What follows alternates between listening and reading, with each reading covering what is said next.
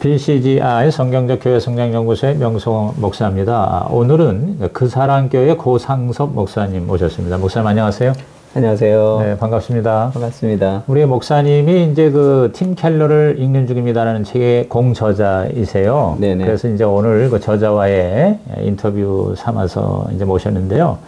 지금 이 팀 켈러를 읽는 중입니다라는 책에 보면 저자 소개에 이렇게 나와 있습니다. 고상섭 목사, 그 사랑교회 담임, 영남신학대학교와 합동신학대학원을 졸업하고 현재 그 사랑교회를 개척해 섬기고 있다. CTC 코리아 강사로 활동하고 있는 그는 주변으로부터 팀 켈러 연구가로 불린 만큼 팀 켈러와 그의 사역에 흠뻑 빠져 있다. 그 이유는 포스트 모던 시대에 어떻게 하면 효과적으로 복음을 전할 수 있을까에 대한 고민을 팀 켈러의 저서들을 통해 해결할 수 있었기 때문이다. 이제 그는 가장 귀한 복음을 도시와 문화 속에 상황화하는 것을 소명으로 생각하고 한국교회의 GCM 복음 도시 운동을 소개하는 일에 매진하고 있다. 어떻게 본인 소개가 잘 되고 있는 것 같아요? 네, 과분한 소개죠. 예. 지금 그 사랑교회는 어디에 위치하고 있죠? 지금 사무실은 양재동에 있고요. 네. 주일은 대치동에 이제 건물을 좀 빌려서 그렇게 예배를 드리고 있습니다. 아, 그러면 예배 때마다 모여서 그 건물, 학원 건물을 사용하고 네네네. 네, 다른 사역들은 네, 주중에는 소그룹은 이제 사무실에서 양재 사무실에서 네. 소그룹 네. 하고 있습니다. 그럼 이 교회를 언제 어떻게 개척을 하셨어요? 교회를 개척한 거는요. 네. 좀 한 9년 정도 된 것 같습니다. 네. 제가 언제 개척의 날짜도 잘 모르겠네요. 그래요. 연도 네. 감각이 잘 없어서. 예. 네. 그 뭐 어떻게 예수님 믿은 거는 뭐 모태신앙이었습니까? 중학교 때. 중학교 때. 예, 중학교 때. 그러고 나서 제가, 주의종이 되고자 하는 그 어떤 목회의 부름은요? 네, 제가 그 교회를 쭉 다니긴 했는데 네. 좀 예수님을 잘 모르다가 내비게이터 선교회를 다니는 교회 선생님을 만나가지고요. 복음의 감격을 누리고 전도 언제 고등학교 때? 그게 이제 고3 말쯤 때? 네, 고3 말쯤 돼서 내비게이터 출신이시네. 제가 들어가지는 않았지만 네. 그 이제 교회 선생님이 내비게이터 출신이시라 굉장히 제자 훈련 그다음에 이제 전도 브릿지 전도 하러 다니고 그렇게 이제 시간을 많이 보냈는데 너무 훈련이 강력해가지고요. 네. 이게 맞나 이런 생각들이 있었습니다. 상처받는 사람이 굉장히 많았고 네. 그 훈련에 들어오는 사람, 견디는 사람들은 특공대가 되는데 그렇지 않은 사람들이 상처를 많이 받는 걸 보면서 네. 좀 갈등은 좀 있었어요. 이게 맞나 이런 생각이 있었는데 저는 뭐 굉장히 순종적인 특공대 한 사람이었기 때문에 뭐 매일 전도하고 30명 전도하지 않으면 저녁에 뭐 식사 안 주고 그래서 고3인데 아니 이제 그 20살 돼서 고3 때 고3 말에 이제 그 리더를 만나가지고요. 네. 그렇게 이제 열심히 섬겼는데 하여튼 그것이 맞나 이런 생각들이 있었습니다. 그 리더분도 굉장히 성격이 강하셨고요. 네. 그래서 복음의 은혜는 있는데 굉장히 강한 사람, 독한 사람들만 자꾸 모이는 그렇게 되고요. 그리고 따로 개척을 하셨는데 제가 따라 나갔는데 거기도 좀 그런 면이 있었습니다. 저도 이제 제자 훈련을 다른 사람을 시킬 때 네. 굉장히 강하게 훈련을 시키고 사람은 점점 독해지고 그런 문제들이 있어서 제가 공장에서 물건 찍어내는 게 제자 훈련이 아니구나 해서 제자 훈련을 좀 포기하고 이제 신학교에 갔습니다. 신학교에 가서 이제 신학을 하고 있는데 그래도 이제 제가 그 내비게이터 SCL이나 DFD나 투세브나 이런 것들을 좀 많이 그 소그룹을 인도했기 때문에 신학교 안에서 성경 공부 모임이 있었습니다. 그 성경 공부 모임을 계속 하고 있었는데 히브리어를 공부하던 그런 계절학기였는데 공부를 잘하는 그런 전사님 한 분이 이제 새벽에 같이 공부하다가 이제 자기는 초등부 전도사님을 하는데 성적이 All A를 맞았어요. 신학교에서 All A를 맞았는데 저희가 신학교에서 이제 그 봄에는 헬라어를 했고 여름에 이제 히브리어를 했기 때문에 근데 이제 그분이 이제 저한테 이제 전사님 자기는 졸업할 때까지 올해를 맞을 수 있는데, 근데 교회 가면 초등부 애들이 다 잔다는 거예요. 그러면서 지금 공부를 열심히 하면 목회를 잘할 수 있습니까? 저한테 이제 그렇게 질문을 좀 하셨습니다. 그러면서 이제 제가 인도하는 성경공부 모임에 좀 들어오면 좋겠다, 그런 얘기를 좀 했는데, 그 얘기를 들으면서 저도 이제 좀 힘들더라고요.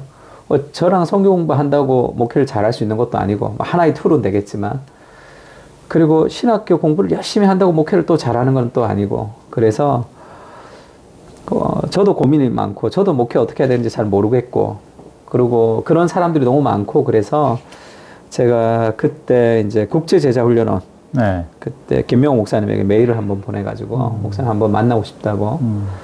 그래서 이제 목사님을 한번 만났는데, 목사님이 그냥 일개 신학생의 메일을 잘 받아주셨어요. 와서 상담을 하시더니 한 분을 보내주신다 그랬어요. 소그룹 할 정도의 사람만 모으면 국제제자훈련에서 목사님 한 분 파견해서 그렇게 좀 훈련을 하겠다 해서 그 신학교에 제자훈련 동아리라고 한번 만들었습니다. 네. 만들어서 제자훈련을 배웠고요. 그렇게 배우면서 제가 배웠던 제자훈련이 선교단체식 제자훈련이 이게 조금 이렇게 성경적인 부분에서 좀 문제가 있구나, 이런 것도 좀 깨달았고요. 또 오카노 목사님 평신도를 깨운다라, 또 교회 안에서 제자훈련 어떻게 전목했는지에 대해서 제가 배우면서 이게 목회 철학이구나. 네, 제자훈련이 네. 정말 교회론이고 목회 철학이구나라는 걸 좀 깨닫고, 네. 또 제가 국제제자훈련원에 가서 사역을 또 하게 됐고, 그러면서 이제 성경적인 목회 철학이 제자훈련이다라는 확신을 가지고 지금 또 개척을 하게 됐고요. 네. 근데 이제 저는 이제 30, 40대가 좀 그 교회의 주를 이루는데, 21세기에 요즘 시대에는 어떻게 제자훈련이라는 정신은 맞지만 어떻게 탈바꿈해야 되는지에 대해서 제가 고민하고 하던 시점에, 네. 그때 이제 팀 켈러를 좀 만나게 됐습니다. 그럼 이제 9년 전에 사랑에게 부목사로 있다가 네네. 이 거사랑교회를 개척을 하셨나 봐요? 네네. 그러면 그때는 이제 목회의 모든 근간이 바로 그 사랑의 교회의 제자훈련. 네네. 그게 교회론과 목회 철학이었고. 네네. 이제 그걸로 이제 교회 개척을 해서 영혼구원과 제자를 세우는 일에 진력을 하시다가. 네네. 팀 켈러를 만난 게 언제쯤입니까? 그 개척을 하기 전에도 네. 그 저희 교회에 그 미국에서 오신 그 영어 그 사역을 하시는 분이 계셨는데, 그분이 이제 저한테 팀 켈러 목사님이랑 네. 마크 드리스콜 목사님을 그때 소개해 주셔서 네. 두 분을 굉장히 좋아했습니다. 굉장히 좋아해서 네. 좀 관심이 있었는데, 제가 개척을 하기 전에 이제 그 뉴욕에서 몇 달 있었던 적이 있었는데요. 네. 저희 처형이 뉴욕에 사셔서 그때 거기서 이제 뉴욕에 왔으니까 그 여러 교회들을 좀 탐방을 하고 싶었는데, 그때 팀 켈러 목사님 교회를 한번 간 적이 있습니다. 딱 한 번 간 적이 있는데, 네. 그때 그냥 위치를 대충 어디쯤에 있다, 내 교회가 네 개가 있었는데 어디쯤에 있다 해서, 그게 아마 2009년 겨울인지 2010년 정도 되는 것 같은데, 그래서 대충 알고 갔는데 지하철에서 내리니까 젊은 사람들이 많이 가더라고요. 그냥 따라서 갔더니 캠퍼스에, 대학 캠퍼스 어느 강의실, 네. 아주 허름한 강의실인데 네. 사람들이 좀 많이 모여있는 강의실에서 예배를 드렸는데, 제가 그 전에 어디를 갔냐면 브루클린 터버너클 처치를 다녀왔습니다. 그때가 짐 시안발라 목사님이 목회를 하시던, 네. 그러니까 브루클린이 흑인들이 많은 흑인 교회였는데, 뭐 찬송가가 나오면 다 일어서더라고요. 네. 일어서서 막 네. 춤추고 막 굉장히 열정적인 그런 예배를 드리고, 그 다음에 이제 팀 켈러 목사님 교회를 갔는데, 네.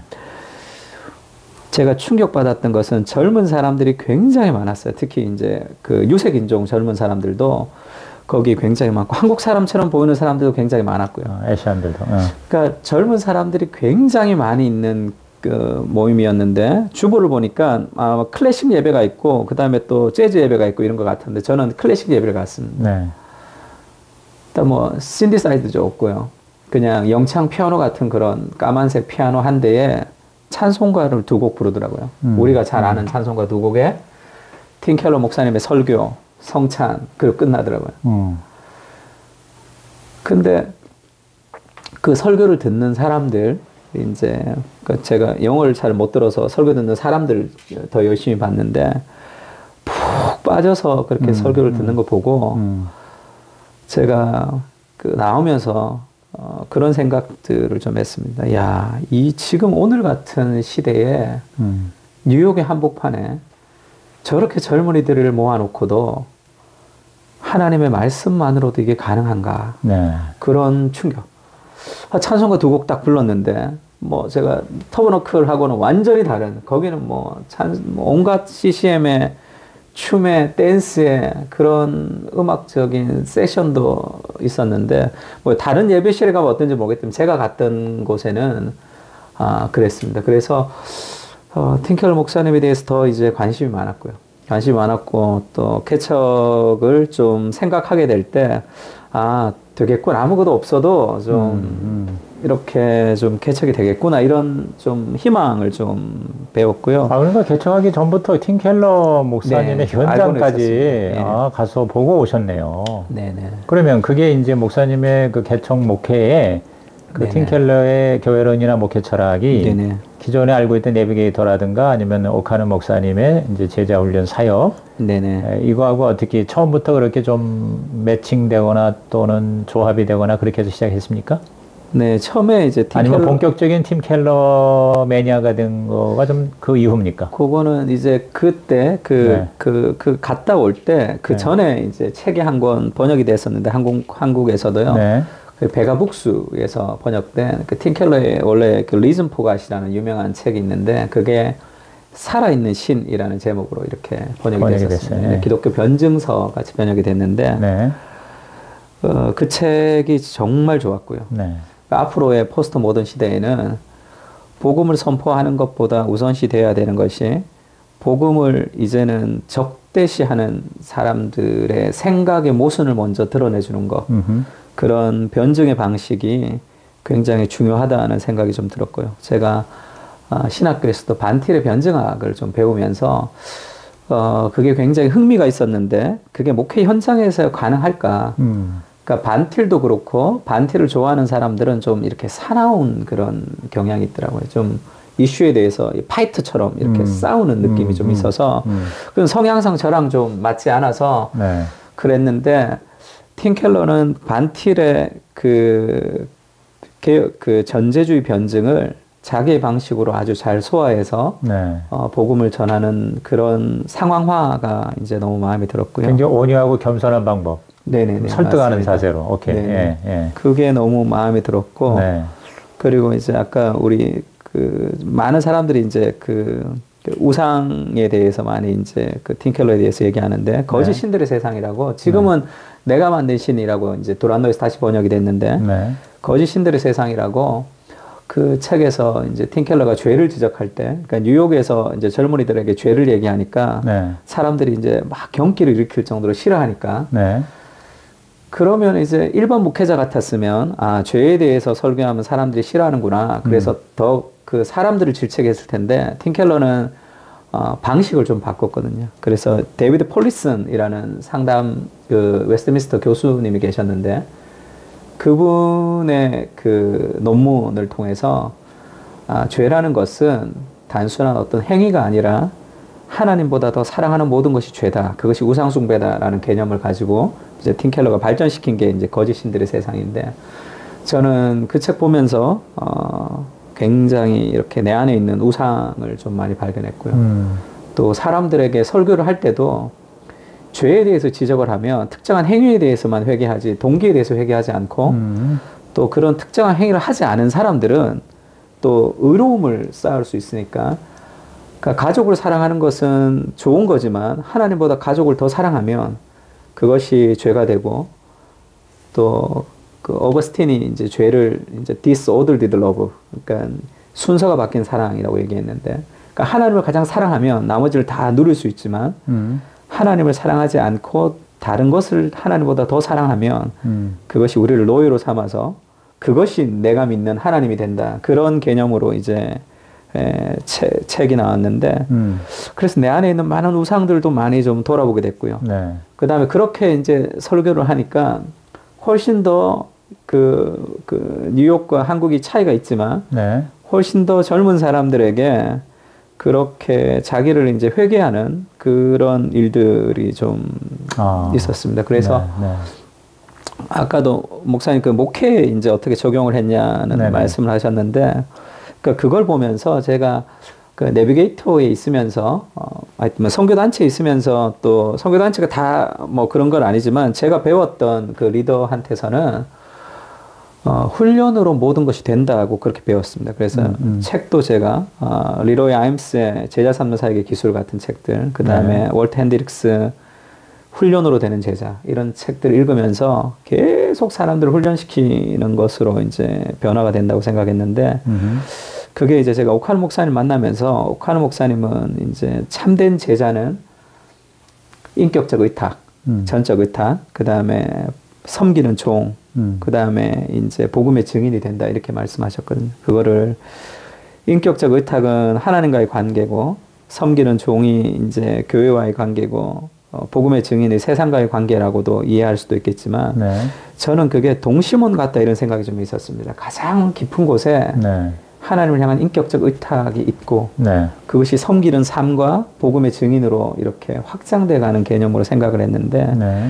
목사님이 제자 훈련에서 제일 중요한 게 그 인격적 의탁의 관계. 그게 안 되면 제자 훈련에 실패한다, 이렇게 말씀하셨거든요. 네네.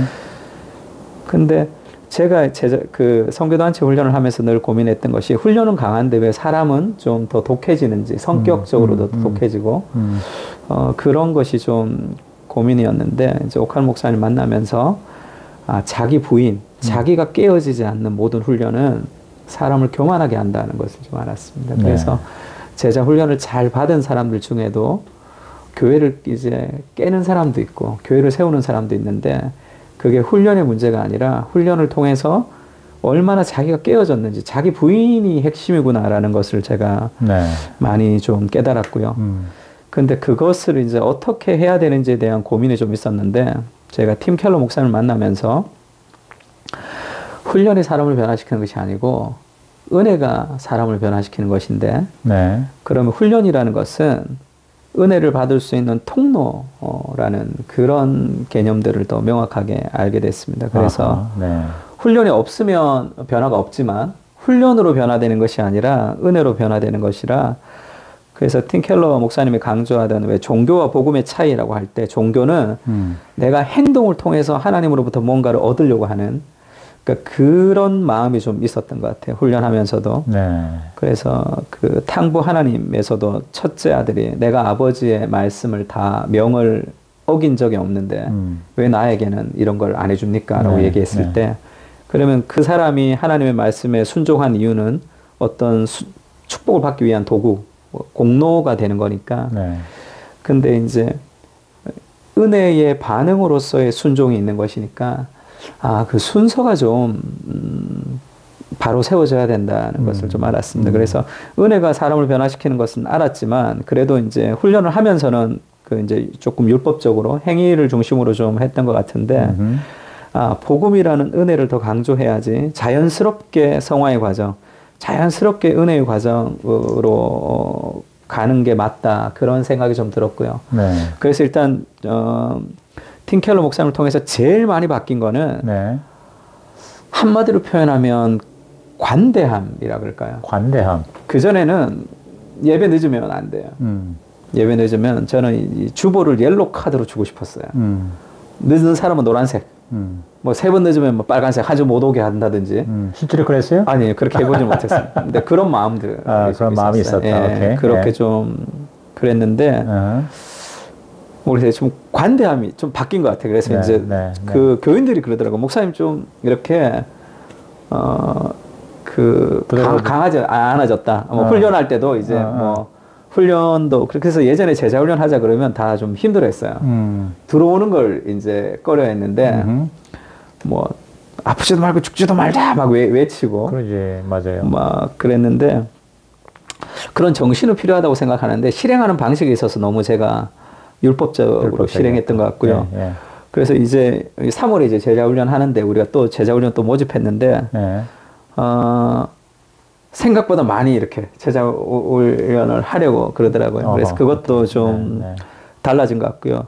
또 제가 좀 관대해지니까 교회 소그룹 자체가 조금 관대해진 것 같아요. 그게 어떤 의미에서는 좀 나쁘게 얘기하면 너무 느슨해진 것 같기도 한데 저는 그게 느슨하기보다 사람은 사랑으로 변화되는 것이니까 그렇게 자발적인 그런 헌신 외에 다른 헌신은 다 좀 잘못된 거 아닌가 이렇게 생각돼서 그래서 조금 뭐 분위기가 느슨해진 분위기도 있지만 하여튼 좀 관대한 분위기, 복음으로 사람을 좀 용납하는 분위기가 저도 그렇고 저희 소그룹 안에서도 그런 분위기들이 좀 있고 그래서 좀 그렇게 돼야지 새로운 사람들에게 더 열린 그런 이렇게 분위기가 되지 않나 그렇게 생각이 들고 그건 이제 이 팀 켈러의 내가 책을 보면서 그 복음의 결과 이전에 복음의 선포가 우선 돼야 된다는 거.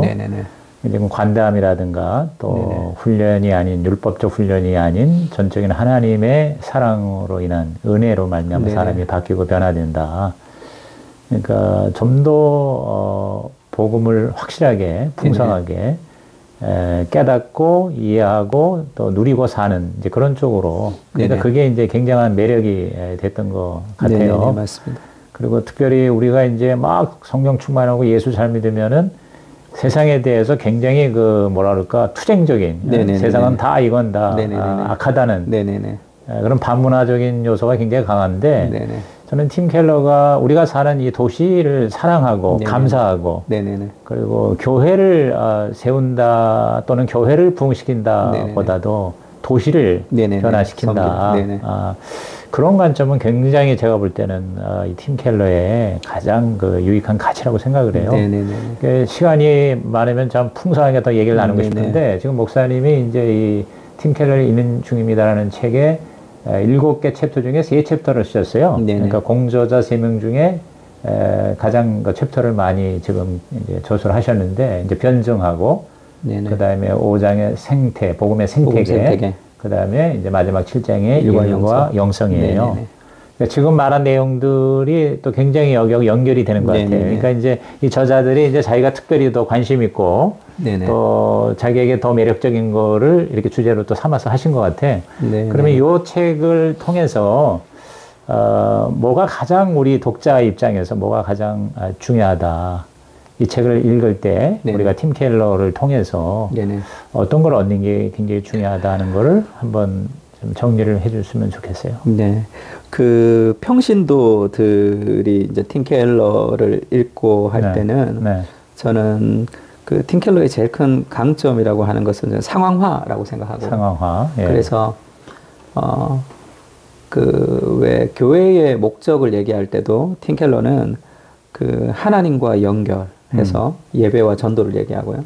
그 다음에 사랑과 연결해서 이 공동체와 제자도, 그 다음에 세상과의 연결을 두 가지로 나누는데 하나는 도시와 연결해서 정의와 자비사역, 이제 그 우리가 이제 흔히 얘기하는 그 세상과의 사역을 얘기하고, 또 한 가지가 문화와의 연결로 직업과 신앙의 통합을 얘기하거든요. 근데 직업과 신앙의 통합이라는 것을 저는 이제 어떻게 생각을 했었냐면, 목회자가 성경을 선포하면 우리가 뭐 각자 직업이 있는 사람들이 알아서 적용을 하고 그렇게 살아야 된다고 생각했는데, 팀 켈러는 그런 정확한 성경적인 원리들을 목회자가 그것을 고민하고 선포해야 된다고 이제 얘기를 해서, 특히 일과 영성 같은 책도 이제 그렇게 같이 이제 연결해서 만들었는데, 그러니까 문화에 대한 이해가 조금 더 팀 켈러를 통해서 좀 넓어지면 좋겠다.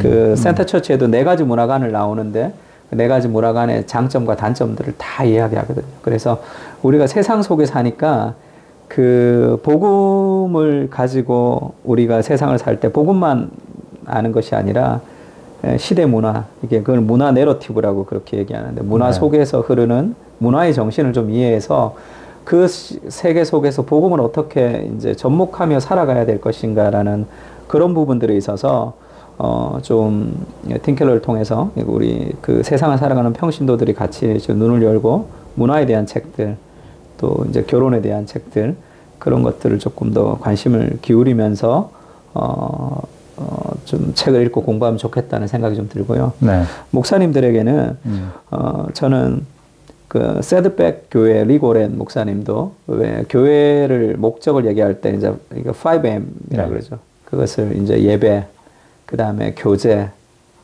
훈련, 사역, 사명 이 5개를 그거를 이제 그 대사명과 그 대사명과 위대한 계명을 통해서 그것을 가지고 올 때 이제 가서 모든 족속으로 제자를 삼으라 할 때 그 5가지를 주로 얘기를 많이 하는데 네. 저는 오카노 목사님을 통해서 그 5가지가 이제 릭 오렌이나 빌 하이월스는 그 하나씩 1대1로 그 5가지가 교회에 꼭 필요한데 그거를 1대1 중요성을 똑같이 두기 때문에 소그룹 할 때도 그 중요성을 5가지를 다 두고 근데 저는 오카노 목사님이 거기서 이제 나머지는 다 헬라어 2인칭 분사형으로 되어 있고 가서 모든 족속으로 제자를 삼는 것이 그게 이제 동사로 되어 있어서 네. 제자를 삼는 방법으로서의 그 툴. 그래서 그게 1대1이라고 보지 않고 제자 삼는 사역, 한 영혼을 제자 삼는 사역 안에 해야 되는 일들로 그렇게 이제 보시는 관점들을 제가 이렇게 굉장히 크게 느꼈고요. 네. 근데 팀 켈러는 그것을 복음으로 연결시키는 강점이 저는 굉장히 탁월하다고 생각하는데, 그러니까 팀 켈러가 이제 그 하나님과의 관계를 통해서 예배와 전도를 만들고, 사람과의 관계를 통해서 또 공동체와 제자들을 만들고, 세상과의 관계를 통해서 자비와 정의사역, 그 다음에 직업과 신앙의 통합을 그냥 이 5가지로 두지 않고 그 가운데 이제 복음을 둬서 어떻게 복음이 그 직장과 신앙의 통합으로 연결되는지에 대한 신학적인 베이스, 그 다음에 그 신학적인 베이스를 가진 프로그램, 그렇게 이제 교회를 운영하기 때문에 단순히 복음을 설교로 선포한다고 사람들이 복음으로 살아간다고 생각하지는 않고요. 복음으로 선포하고 복음으로 살도록 교회가 시스템까지 복음으로 만들어줘야지 되는데 그게 팀 켈러의 제일 큰 강점이라고 생각하고요. 네. 그래서 복음과 센터처치에도 도시와 운동까지 그것을 한 교회가 아니라 지역의 연합까지 확대시키는데 그래서 지금 그 한국 교회가 팀 켈러에 대해서 이제 많이 이제 좋아하고 하는 것은 굉장히 좋지만 저는 이제 제 개인적인 생각은 그래도 여전히 복음과 복음 설교에 머물러 있는 거 아닌가. 근데 그거는 끝이 없는 사역이기도 하지만 그 복음을 이제 선포하는 것으로 끝나지 말고 어떻게 사람들이 복음으로 세상을 살아갈 수 있을지에 대해서 교회 시스템 자체를 복음으로 철학으로 연결을 다 시키고 그 다음에 그 프로그램 자체까지도 그렇게 복음의 시작으로 만들어줄 수 있어야지 복음적 사역이 되지 않나 그렇게 생각해서 저도 지금 개인적으로 제자훈련도 하고 하지만 그 안에서도 이제 뭐 좀 비어 있는 부분들 직장과 신앙의 통합이라든지 문화관이라든지 그것을 이제 어떻게 교회에 접목할 수 있을지 먼저 제가 지금 계속 공부를 하고 있는 중입니다. 네. 그래서 지금 말한 그런 내용들이 이제 팀 켈러의 지난 한 30년 가까운 사역 그리고 또 그의 제자들이 퍼뜨리는 이런 어떤 교회 개척 운동을 통해서 검증된 것들이 지금 실제로 그것들이 실제로 이렇게 적용이 되고 네네. 그 다음에 실행이 되고 있지 않겠어요? 네네. 그러니까 이제 그게 또 그 미국이라는 또 뉴욕이라는 네네네. 그런 또 지역의 문화하고 우리하고는 또 다르니까 네네네. 거기에 대해서 이제 우리가 또 다시 이거를 좀 더 우리에게 맞게끔 네네. 그 이제 유명한 상황화를 또 해야 되겠죠. 네네네. 아무쪼록 우리 목사님의 그 사람 교회라고 그랬죠. 네네. 예, 그 교회를 통해서 이제 그런 어떤 작은 씨앗들이 많이 심어졌으면 좋겠고요. 네네. 좋은 샘플이 되고 모델이 됐으면 좋겠습니다. 네, 예, 감사합니다. 오늘 너무 좋은 말씀 감사합니다. 네, 예, 감사합니다. 고맙습니다.